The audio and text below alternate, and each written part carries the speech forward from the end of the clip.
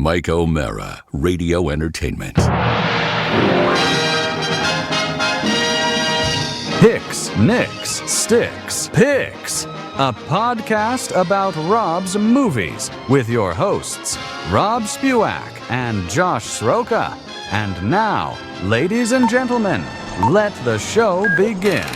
Thank you, AI announcer guy, and welcome to Hix Nix Stix Pix, Episode 7, which is a part of spooky season. We don't need to count anymore. I like to count. I like numbers. But see, I never put the numbers in the episodes. Okay. Because these are timeless. You can go in to our feed and just find the movies you want to hear us talk about. Timeless indeed. As we're doing spooky season, we've done some great scary movies leading up to this. Although I won't say that Abbott and Costello meet. I did not cheat this week. You cheated this week. Okay, well, I'd love to hear about it. This is not spooky season.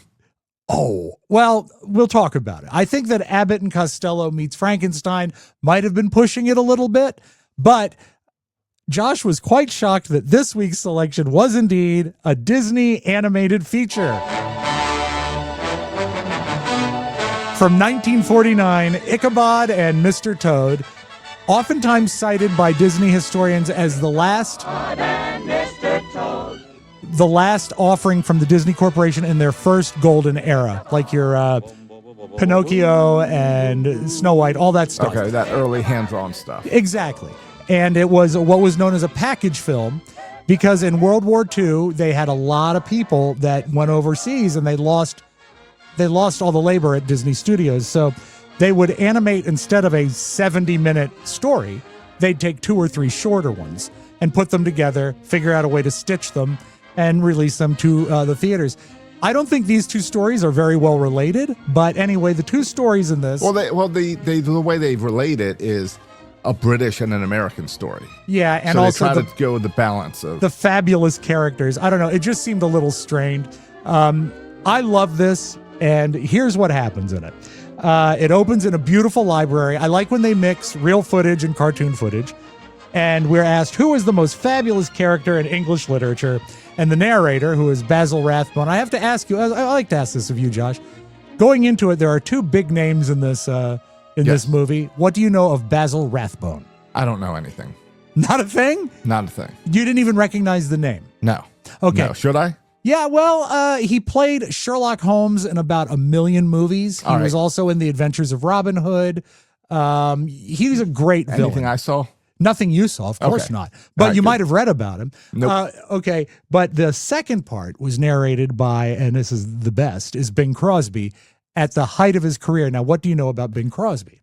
I know he beat his kids. Yes, allegedly. And I just know what I heard about Bing from the Don and Mike show and carried on to the Mike O'Mara show. All right. So I don't know anything about Bing, and this is probably... Well, no, I have seen, he's White Christmas, right? Yeah, he sang White Christmas. So I know him from that, but really, this is very little. I think a lot of times, now that he is such in the rearview mirror, he's just remembered as like a Christmas performer. Right. But you have to know that when this came out, he was one of the #1 recording artists in America. He had a huge radio show. His movies were dynamite at the box office. As a matter of fact, he did so much radio, he financed... I think it was Ampex to finalize the tape recorder so he wouldn't have to do a second show for the West Coast. He financed a tape recorder so he wouldn't have to repeat his stuff. So he was sort of a mover and a groover in Hollywood. He also made a lot of money on land. So was it a big deal for him to do this movie? Yes, absolutely. I mean, because Disney, in their cartoons, they don't usually cast big stars. They had the people they went to, but when you get later on into the next millennium, they would put names in it. But back then, I can't tell you anyone who was in Pinocchio. I can't tell you anyone who was in Snow White. That's true. So this was a sort of a big deal, and it was the names Basil Rathbone and Bing Crosby were both on all the merchandise, not the merchandise, but the exploitation, the posters and all that, the lobby cards. They were using it to sell tickets. And so I think that was a little innovative for Disney at the time because they didn't do that often. This started as a project at Disney way before World War II, and it didn't come out till 49, but we will get to that. So we open with the beautiful library, And we find out that we're going to hear about the most fabulous character in English literature. And I love this when movies start out with this way, where let's open the book and then the book comes to life. And it is really beautifully shot, even though there's no people in it. The book comes off the shelf, and it's leather and gold bound books. It's just stained glass. It's 1904, and we find out his character that he wants to tell us about is J. Thaddeus Toad. Toad has 3 friends, a badger, a water rat, and a mole. And Toad is about to lose his residence, the fabulous Toad Hall, even though Badger is trying his best to settle his finances. Now, Toad is a bit of a nutcase, and he has what he calls his manias. And his most current mania, he will get 100% into something, spend all his money, and leave himself in financial straits. His mania at the beginning of the movie is a canary yellow, they call it a gypsy wagon. I'm sure that's offensive somehow, pulled by Cyril the horse. Cyril's my favorite character in the movie. Any animals I was coming to see? Come along, hop up here, and we'll go for a jolly ride. The open road, love that everything is human highway. size. Yes. Come. Yes. I'll show you the world. Travel, change, excitement. Ha, ha, ha. Oh, here's Cyril the horse. Oh, how stupid of me. I want you fellows to meet my noble steed, Cyril. Aye, that's me. A bit of a trotter, a bit of a rotter. How do you do, how do you do, how do you do? How do you do? Say, Governor, your friends seem to be a bit on the stuffy side. Well, they are a bit stuffy, and they're not like Toad. But you bring up a great point, is that it is all drawn in human size, even though that everything. A mole is so tiny. In real life. They interact with humans, and the humans are human size. Exactly. So but it's just their own world where I feel like nowadays when you make this cartoon, you make it like, well, the mole lives in the little mole house. Exactly. But in this one, they're mascot sized. I mean, they're in costumes. So they're costumes. Okay, so he's all into this this horse and cart until he sees a new mania, a motor car. And everyone panics because he's got to buy this motor car. It's going to cost a lot of money, so they lock him up in his own house to protect him. But he escapes because he's clever, and he sees a beautiful red car. And I wanted your thought on this. It's being driven by the Weasels. Yes. Now, the Weasels were a great part of Who Framed Roger Rabbit. Right. I recognize them from Who Framed. But I never knew. I saw these in reverse order, so I didn't know where the Weasels came from. So the Weasels in the Mr. Toad part of this, yes, that was really cool that I know where their destination or where they came from. So right, that they're gonna eventually end up in Who Framed Roger Rabbit. Who Framed Roger Rabbit. So he says he's going to buy the car. He goes in there, and the Weasels, he buys the car from the Weasels, but the problem is it's a stolen car, and the very next day, Toad is arrested for stealing an automobile. Toad chooses to represent himself in court, and as you've surely heard, a man who represents himself in court has a fool for a client. He tells the story of buying from the Weasels and all of this, and then he calls up onto the stand the bartender who sort of brokered the deal with the Weasels, Winky, the bartender. Now, Mr. Winky, do you recall an incident that took place in your establishment last August the 12th that I was a party to? I love the fact that while he's cross-examining him, he's getting dressed to leave the courthouse because he's sure he's going to be found innocent. Right. So, here's Winky. Yes, sir. That I do, sir. Well then, just tell the court what actually happened. Well, Governor, you tried to sell me a stolen motor car. So Winky sells him out. He gets put back in jail, and they find out later that what he used to buy the car was the deed to fabulous Toad Hall, and the Weasels and Winky are partying at Toad Hall, and this whole thing is crooked, and he was set up so they have to steal the deed to Toad Hall back. There's a great chase. There's amazing gags when they're fighting everybody, and of course, they get the deed back, and all is well, except for the fact that, as they're saying, at least we're never going to have to deal with him and his manias anymore. and then he's in an airplane. So that's his current mania. And that ends the first part. That's the adventure of Mr. Toad. Now, I did have one follow-up question. Yes.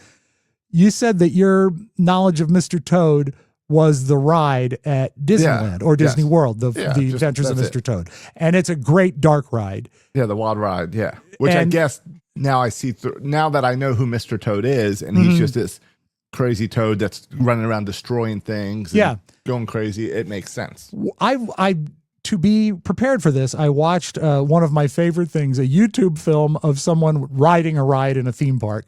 And I was shocked in the wild. I don't remember doing Mr. Toad when I went to Disney World. Does he end up in hell in the ride? Because there's fire and it looks like demons and everything at the end of the ride. I don't know. I don't even know if I've ridden the ride. I just am You just know about it. Well, I'm going to do some research because it's very creepy. I know I did a little bit of research after this because I was like, well, I know the weasels are in Who Framed Roger Rabbit, which for one is just cool that when they were writing that movie, they said, all right, we have all of these cartoon characters on both the Warner Brothers and the Disney side. Who would be the best villains? And they went with these weasels because they are fun characters. They are fun. And did you know that the big deal with Roger Rabbit was getting both Bugs Bunny and Mickey Mouse in a movie at the same time? On the and even bigger on the same screen together. So they actually they used a stopwatch to make sure they had the same amount of dialogue. It was so pitifully small. When I was doing this research, I looked up Mr. Winky because I was like, that's a great character. Why is Mr. Winky not in other things? Yeah. And I saw that in the French translation, he is not Mr. Winky. What is he? Monsieur Mustache. Monsieur Mustache. Which I think is a great name as well. And he is a good villain. He really is because he turns during it. The weasels are great. And before we get into the stuff we like, I just want to say that last sequence where they're fighting over getting the deed in Toad Hall is an amazing series of gags. It's nonstop, and it's really fine work. So happy ending there per se. Now, we got to talk about it. Okay, this is not spooky season. Well, Mr. Toad is not spooky. An inch into spooky season. We'll get to Ichabod as well. Okay, but the first half of this hour movie, 69 minutes. Touch of spooky time. No spookiness. Now, I will say in my own defense, originally when this came out, there was the two parts as one movie. Disney started when they did The Wonderful World of Disney, the show. They broke it into two different cartoons. Oh, two specials. Yeah, and they were actually that makes sense. Really ham-handedly done. They didn't have like the great clever linkage stuff.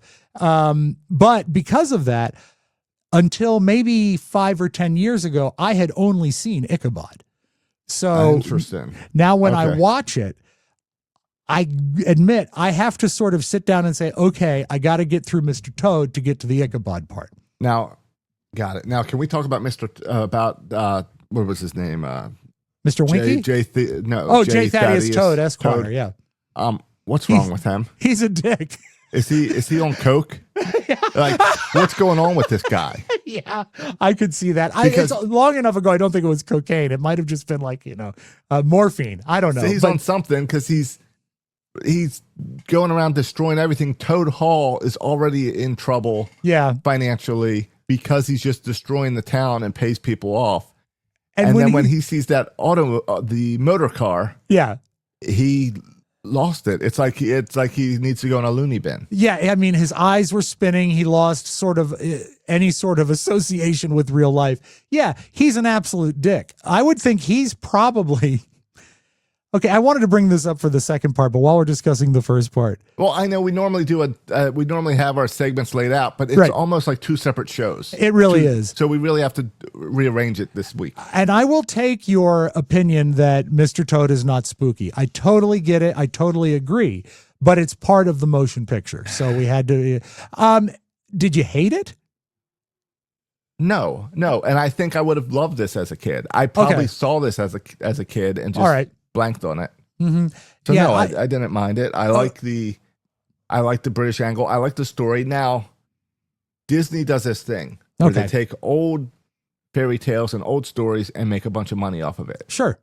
Is The Wind in the Willow a real story, like one of those type of stories, or did Disney write this story? No, The Wind in the Willows is a novel from like All right. the late All right, 1800s, so they I think. stole this as well. And they had been working typical on it Disney. he bought the rights to it. He'd been working on it for a long time. Okay. So there was no stealing per se, but I'm sure he made out the best that he could.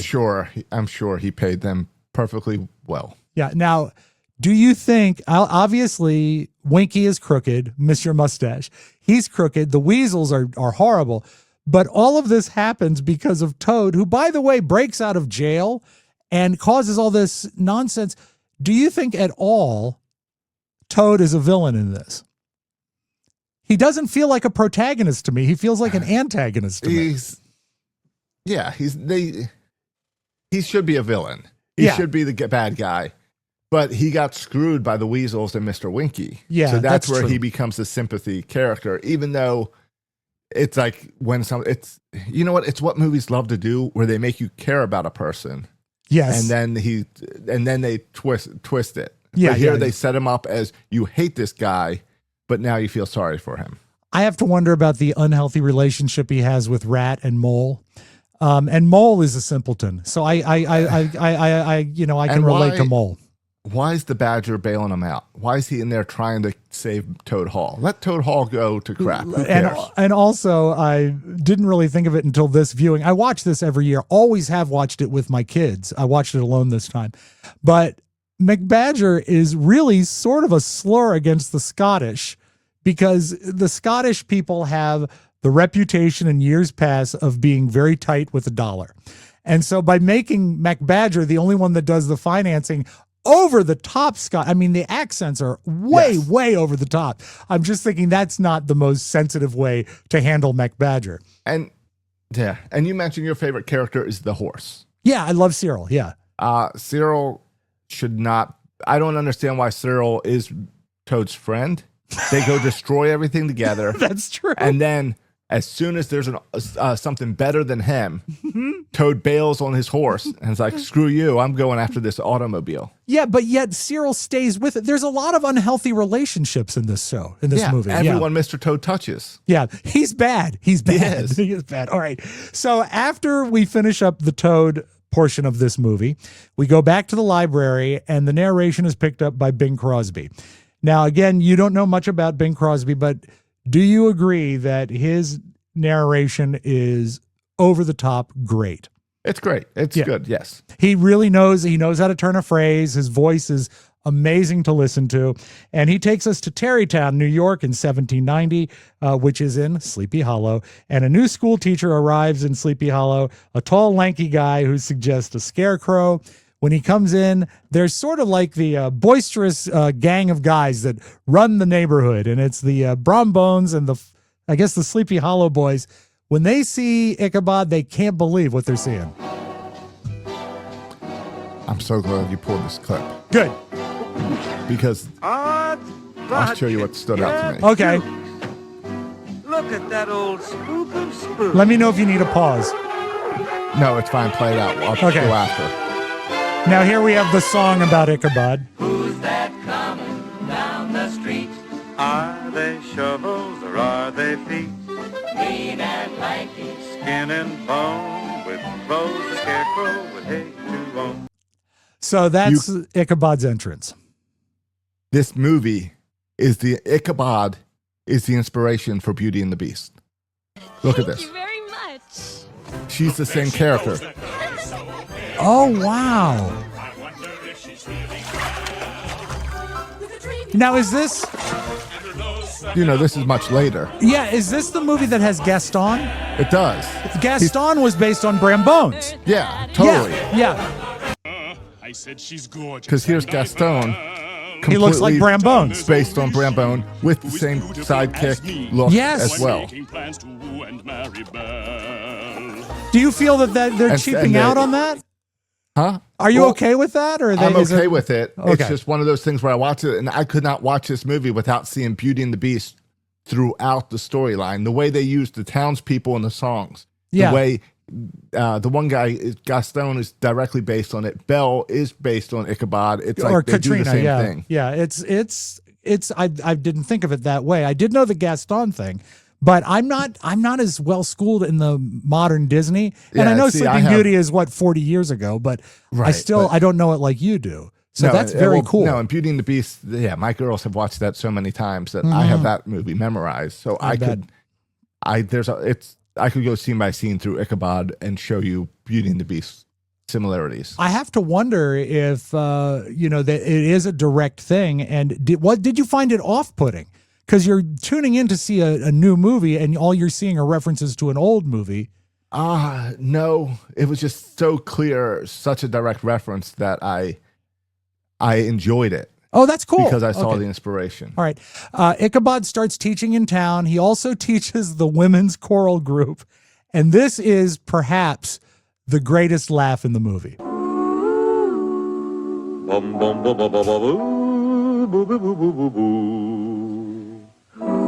They love him.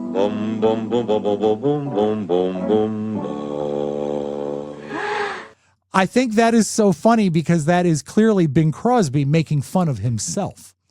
And I don't know. Does he know he's making fun of himself? I think he does because, I mean, he had been simplified in the 1930s, Bing Crosby as a crooner that would go ba ba ba ba ba ba. There's the comparison of Gaston and it's like a mirror. It's like a mirror image. They pose the same way. Even that clip you just had of the girl singing about him, there's a scene just like that about Gaston. Wow. Okay. All right. So we probably later on we should watch that movie because that could be a Josh movie because I've not seen it, and you could tell me about that down the road. But anyway, Bing Crosby was so omnipresent in the world of show business, and the fact that he allowed his singing style, and he's a great singer. I mean, take the child beating out of it.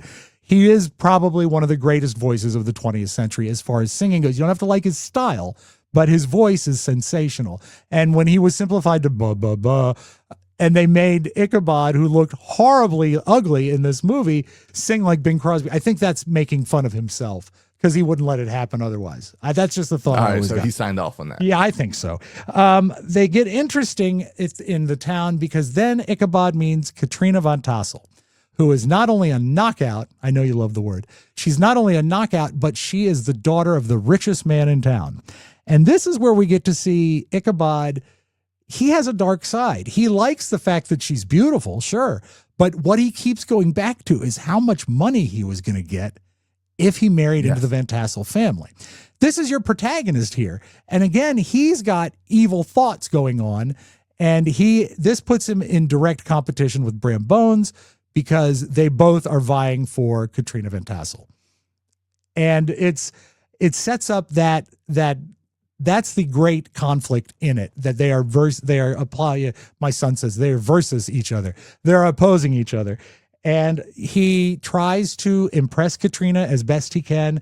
He snags an invite to the Van Tassel's Halloween party, where he's quite a good dancer and great gags with Bram Bones dancing with other girls that are not Katrina. I found that very funny. But Bram also at the party notices that Ichabod is superstitious. They've already laid the ground rules for this. Like in the beginning we just watched, he does not let a black cat cross his path. He does not go under a ladder. He's got a basis of superstition.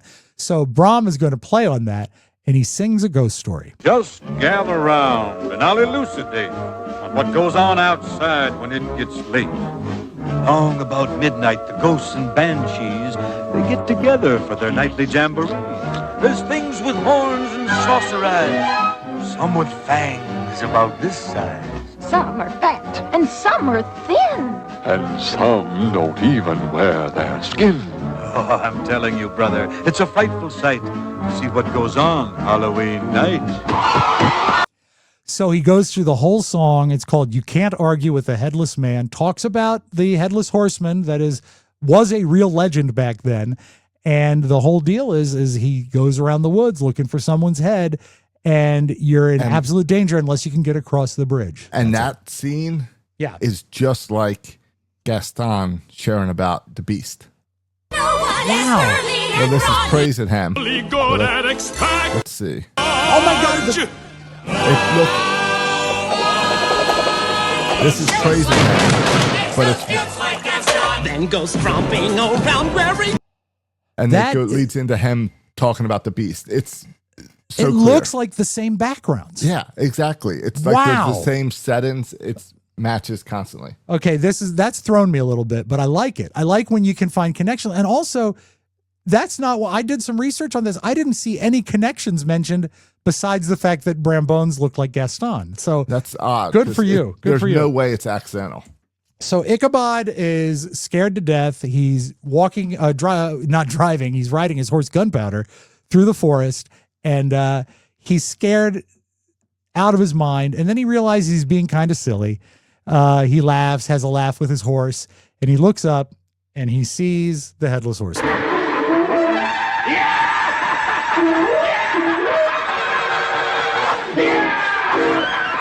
Now there's one jump in this sequence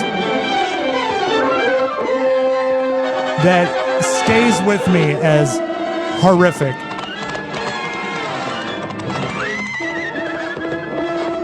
It's surreal.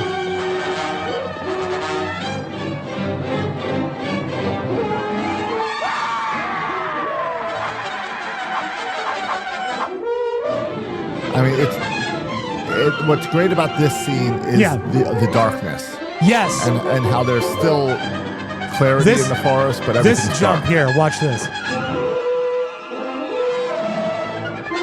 It's so brilliant because it mixes in a surreal quality that is not the movie up to that. I mean, the characters are exaggerated, but it's sort of a hyper realistic thing. People are riding horses like people ride horses. But that jump where he seems to stay over and in the sky for that period of time is, to me, the best shot as far as it being a scary film. Ichabod continues to be pursued. He makes it across the bridge. He looks back. The horseman throws a jack-o'-lantern at him. It explodes. And when he wakes up the next day, or the people wake up the next day, Ichabod is nowhere to be found. The pumpkin is there. And people theorize that perhaps Ichabod just left town. But the people believe in the legend of the Headless Horseman, and they say that's what got him. And then Bing says, man, I'm getting out of here. So that is that's the end of the film. It's a short movie, 69 minutes, but that's the Ichabod sequence. Yeah. And there are, for you guys listening at home, there are your 10 minutes of spooky season. Yeah.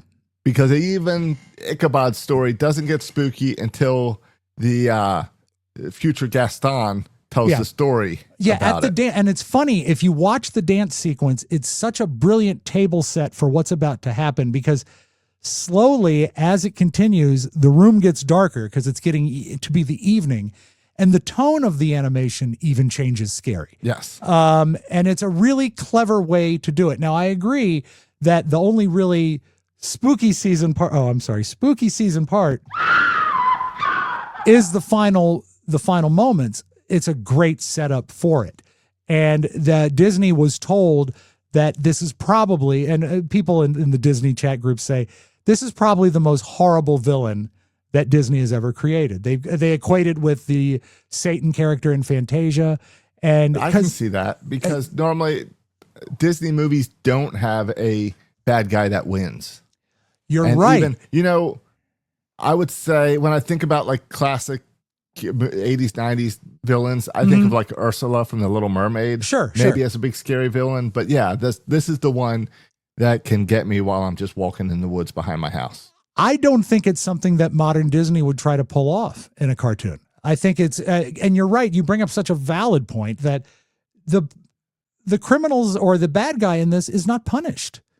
If the bad guy is going to kill someone the next year. Yeah, he's gone. So that's very key. So what about when you walk away from the Ichabod sequence here, the Sleepy Hollow? I know you think I cheated you because it's not spooky. I'm standing by, you cheated. Okay, well, you know what? We might have to drag spooky season now out one extra week because to give them an extra spooky? Yeah. But that said, how did you like it as a standalone cartoon presentation? I liked it. It should be back. Like ABC should be showing it every Halloween season. I think so. I will give you, and that's why I will give it to you as a spooky season. Okay. Thing. It is, I think, a perfect entry-level scary movie for kids because there's a lot of laughter leading up to it. Yeah. And it's, you know, it's minimized. It's the very end. It's still pretty intense though. Now the Headless Horseman and specifically that jump while chasing him, that's like a classic Disney scene. That's one that is shown over and over again. But they've never tried to go back and recreate that. You're right. It's the animation changes for the pursuit. And you were talking about the backgrounds, but not just the backgrounds, but the dark colors. And some of the shots are just pure impressionistic. Like there's just a blood red background when he jumps. And it's all to give you feels. Yeah. And we have such beautiful artwork in this movie. It's Leonard Maltin called it one of Disney's best efforts, the both of them together. But if you just watch the backgrounds, that are, you know, they're animated against, they're beautiful. They really are. Each one looks like a painting. And I love the fact that in Ichabod and Mr. Crane, or in Ichabod and the Headless Horseman, we don't have animals that talk or anything like in the previous, but what we've got is pretty hyper-realistic characters, except for Ichabod. He's the only one that looks like, I mean, some of the townspeople are a little simplified, but Brom Bones looks like someone you could meet. Katrina looks like a real person. All the townspeople that are chatting look like real people. The horses look like horses. Yeah, I like when they do the shot further away of the townspeople, like dancing, and it's just blurred. Yes, it's like, we're not even going to animate them. We'll exactly. They're just in the background. It is a beautiful thing to look at, and that's why I love that twist of getting really scary at the end. And also, there's a couple jump scares before the chase, but there's no jump scares leading up to the chase because it's so subtle. It starts out with the funniest scene is the dance scene, and then it sort of dissolves into it. I think it's a good example of storytelling. No, I think it works well. I think here you get the crazy hyperness kind of in the second half, where with Mr. Toad, you got it in the first half, and that brings it all together. It's a blast to watch. Another thing I've always taken with is just little details, like when the Headless Horseman is chasing him, the hooves of his horse, his black horse, are sparks. You know, he's riding so hard that it's making sparks. I don't know how you make sparks on a wooden road or a dirt road or a wooden platform or anything, but they're there, and it's really effective and very, very subtle. I've read, and I agree with this, I'm curious what you think, that both sequences are exactly the right length.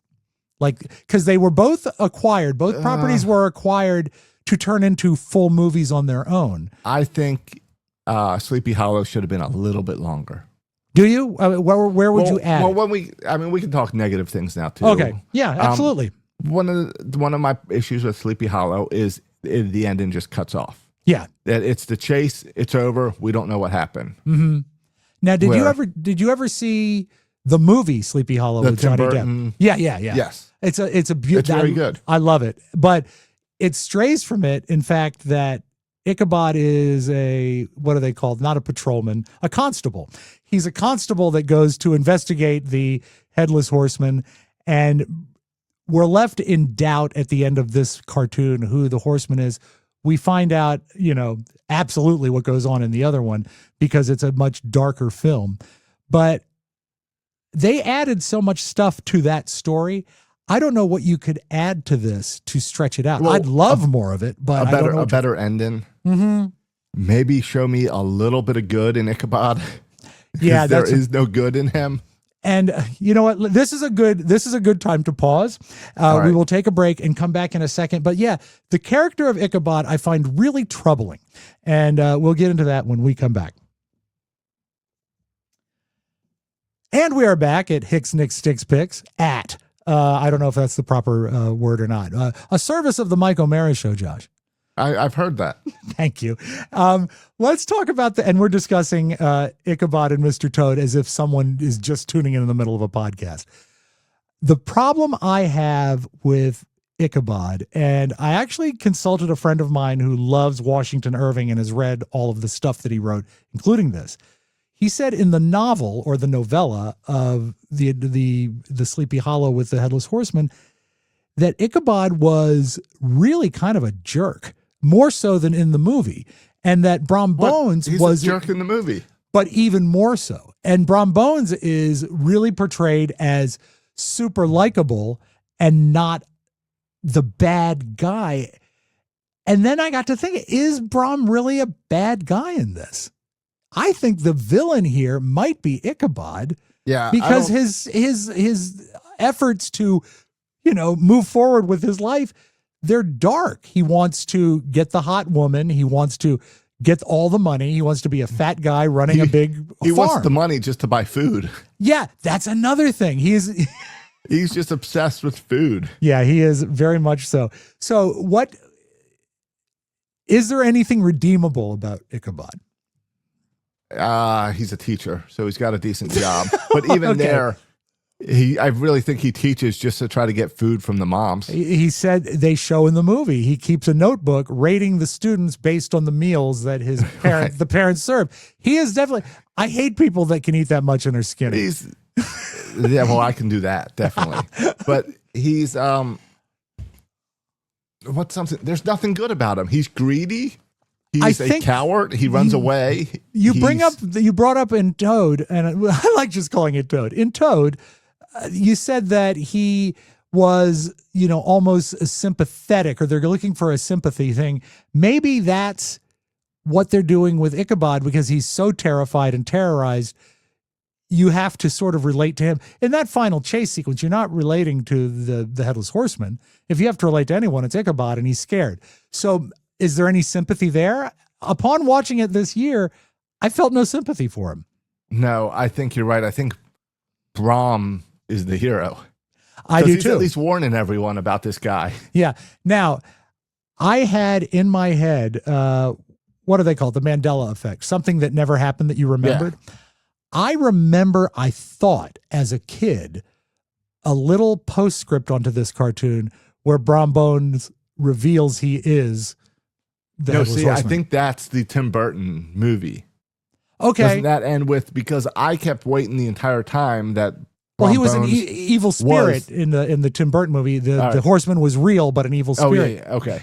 But I kept thinking the same thing, that Brom Bones was the Headless Horseman in order to win Katrina. Yeah. And there are several clues in it. For example, the notion of picking the size of the jack-o'-lantern that he threw is probably about a 30-pound pumpkin, and he threw it the length of a bridge. Remember when we first meet Brom Bones, he's actually holding a beer keg in one hand over his head. Yes. So he's strong enough. The horse is black, just like Brom Bones' horse. He's muscular. He's got Brom's build, but they don't give us that revelation. They don't do the reveal that it is him. And it's troubled me for a long time because, again, when you're talking about it should be longer, that's another resolution we don't get. It leaves it in your lap as to whether or not it was someone doing something or it was actually an evil spirit. And a quick Google is saying that Washington Irvin never said it was Brom Bone, but left clues that maybe. Yeah, it's... and I'm okay with some movies when they leave you making a decision about it, but I was very disappointed we didn't get that. No, I wanted some. There needed some closure. To be closure. Mm-hmm. It could have been as simple as him back at the pub laughing with his friends. Yeah, and it's frustrating to me that we didn't get the closure on that. So, okay, we've talked about some things standing out. Let's start with the negative. What are things about the movie, if we haven't mentioned, that you did not like? I'm curious. All right. Well, I did not like it being selected in spooky season. Okay. Well, that's against me, not the movie. All right, fine. Spooky season. I did not like Toad, if we're talking both together. Yeah, I agree. Toad I don't was like just Toad. a jerk. Yeah, he was a jerk. And he won in the end. Yeah, he got his airplane. Where at least Ichabod is the bad guy, and he's gone. Who knows where he ran off to? Yeah, hopefully with a bunch of food. But the Toad episode that does end. At least it gives you closure. You know where you're at. He hasn't changed. He's still a dick. And then there's just my view of this story has changed so much as I've grown up that I hate Ichabod. Yeah. And you shouldn't, because he's like the protagonist. I don't like Ichabod. I don't like the quick ending. Yeah. And I don't like the songs. The songs are not memorable in Ichabod. Okay, I wanted to address the music. obviously it's in the style of the time, late 1940s, Right. and they're written in a style that works for Bing Crosby.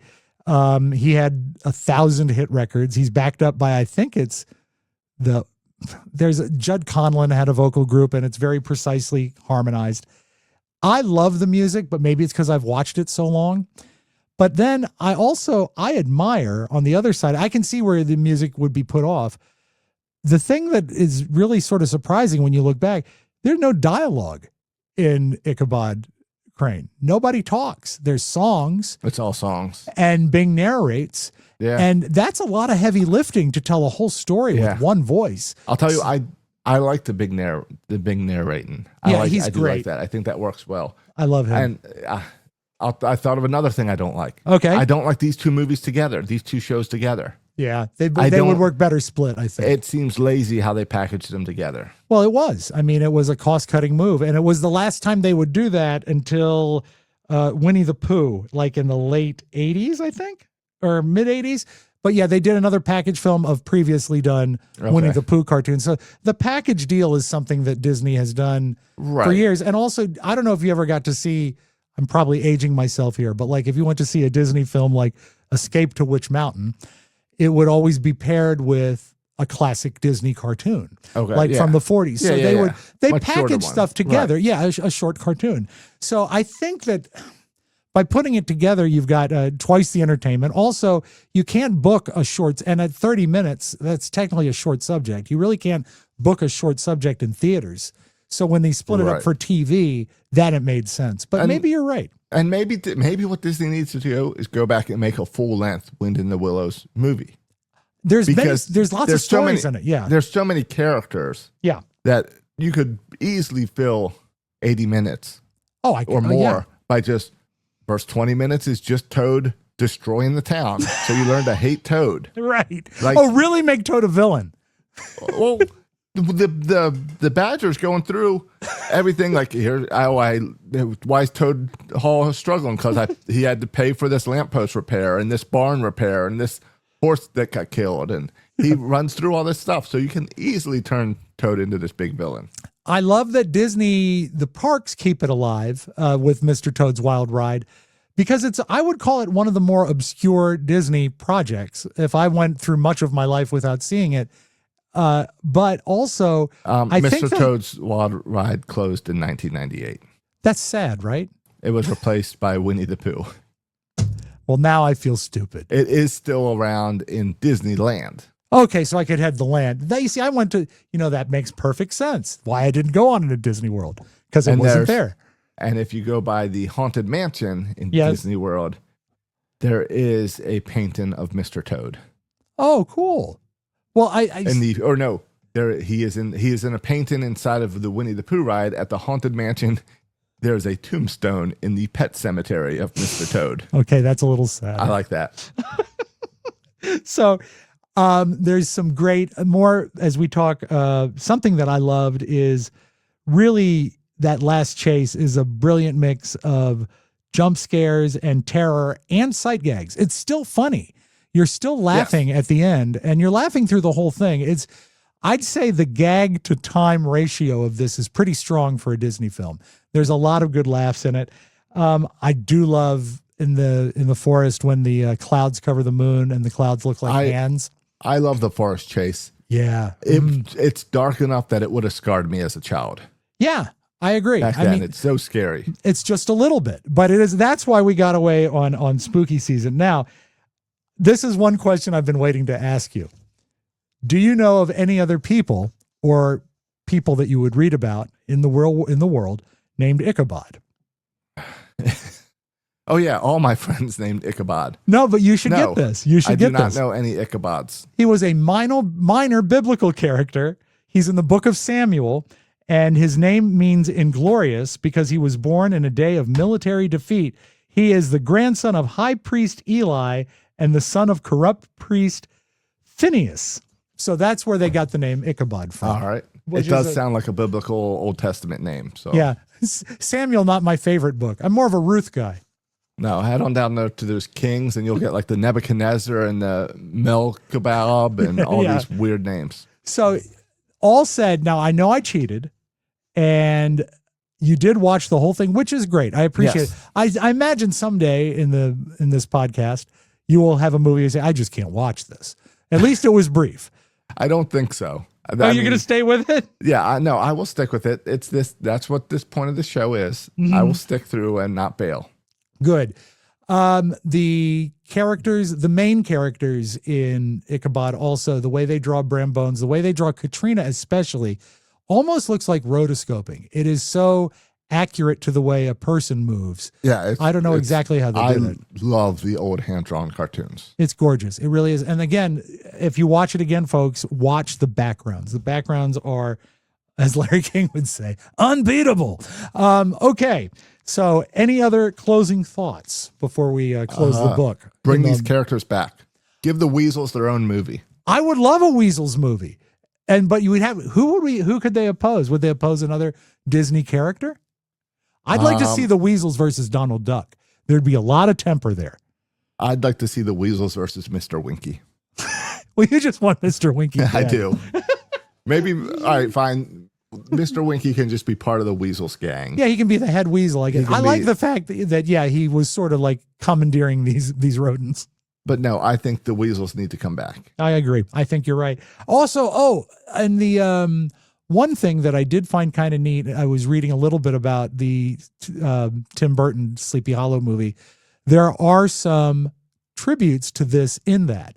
Like when Ichabod is in the forest and the crickets sound like they're saying Ichabod, Ichabod, Ichabod. They use that in Sleepy Hollow. Okay. That's and cool. Also, and another thing that I thought that I found funnier than most any other is that one of the times that Ichabod is being chased by the Headless Horseman, he makes it over the bridge. But that's not part of this story. So, so the horseman can follow him around. Yeah, exactly. So I think it's nice that they did that tribute. It is a great story. The whole notion of the Headless Horseman, and it's been around a long time, based in, I guess the legend is that he was a Hessian fighter for the Revolutionary War that came in from Germany and was killed during the Revolutionary War, and that's where the legend came. It's based in the real legend. It's not something that Washington Irving came up with. He just wrote it down. So out of a possible 10 being the most, how many decapitated heads do you give this feature film? I feel like I give most of our most of our movies about a 7. Yeah, This is falling right in there with a 7. I really had you pegged for a 6 on this one because of the cheating. No, I'm going with a 7 because, again, I love watching these things, going back, and I've already known everything they've inspired. So I know the Tim Burton movie inspired from this. I know Beauty and the Beast inspired from this. I recognize the Weasels. I know where they end up. So that always improves my grade on these. Okay, so 7 is a pretty strong grade. Of course, I'm getting to the point where these are all my favorite. I shouldn't even rate because they're all things. It's always a 10. So I think that's going to sort of land in your court. Would you recommend, if someone were to watch this, to skip and just watch the 100%. piecemeal? Yeah, because 100%. I think Toad stands on its own, but it's not scary. Yeah, save Mr. Toad for like Easter. When you get your family around for Easter, you can watch Mr. Toad. Okay, very good. And then if you watch Ichabod by himself, it can be a fun spooky season movie. It is, and again, I think it's perfect for kids. I watched it first when I was a kid, and the transition, I think, upon really looking at it with a critical mind, that transition of mood in the party scene is pretty great filmmaking. You don't even feel it coming on. It's just really good. All right. I watched these on Disney Plus. How was the transfer? Fine. It looked great, but they're still packaged together. Right. And it's stupid. Disney Plus should have them split. I wish that when Walt had split them in the 50s, he had done a better job of isolating the two stories. And that might have been the issue, is that they might have done a bad job on the whole library scene. Yeah. Yeah. For setting up Ichabod. I used to have, here's the current DVD, but the old DVD that I had that was just Ichabod, it really did pick up with just the Disney logo, the library, and then Bing Crosby would say, Icky was quite a guy. Right. Because that's the throw, and it doesn't make any sense, but the movie stands up. Right. All right. Next week, spooky season. I know you're a fan. And I love that you brought to the attention that we really do open an envelope every week. You do. Every week, there's an envelope. I never find out about the movie until this point when you open it. and then I'm generally disappointed. And But we'll see. That's how the show always ends. Yes. It's like when they told a joke at the end of Welcome Back, Kotter. It's just the way we structure it. Oh, and before we reveal, thanks to everyone that has been getting involved on the Facebook site and the website. And you guys are great. We love doing the show. Go to Hix Nix Stix Pix.com. You can access YouTube, Instagram, Facebook, all through there, as well as the little buy me a coffee thing if you want to donate. Yeah, and I like coffee. And I'll figure out how to get that money down. It's all one thing at a time. You're just like Ichabod. You're so greedy. Yes. You'll get that money and you'll buy like 15 turkeys. All right, this is for episode number 8 next week. I'm going to stop numbering them.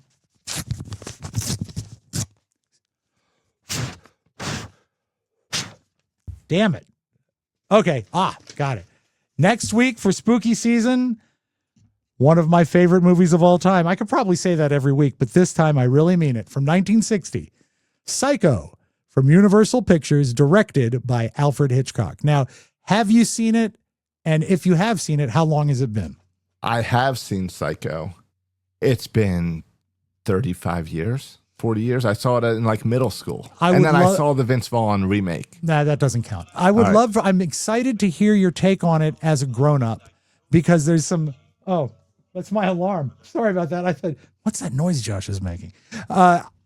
I think there are some adult themes that are explored in Psycho that go over the heads of a lot of people when they see it as young. Also, the clever plot twists are amazing. So all I can do is invite everybody that's listening, make sure you check out Psycho before we do next week's show, and you can enjoy it in the conversation. Says it is available on Peacock. Yeah, as a matter of fact, it is. And that's a great service because you can get on Peacock and watch that, and also watch Saturday Night Live in 60 minutes because they don't put the commercials in. Or be like me and just go to the SNL TikTok and watch and scroll quickly and say, this bit's stupid, this one's stupid. All right, this one gets me, I'll hang around this one, stupid. Yeah, well, I thought that bit was low-key chopped. Yeah. Folks, thank you for checking the show out. We really do appreciate it. Next week, black and white. We're color this week, but black and white on purpose. Like Hitchcock, we'll choose black and white on purpose. And I can't wait to see the knife next week. Oh, it'll be all over. Do you want to see it now? No. Are you sure? No, I've seen it plenty of times in color. I want to see it in black and white. And I'm going to do the entire show behind a shower curtain. I love it. I'm going to wear my old lady wig. Oh, I hope there's not a spoiler alert. Folks, thanks for checking out the show. Hix Nix Stix Pix, and we will see you next time. I'm Rob Spiewak. I'm Josh. And he's Josh. We'll talk to you next week. Bye. Hix Nix Stix Pix, a podcast about Rob's movies with Rob Spiewak and Josh Sroka. Mike O'Mara, Radio Entertainment.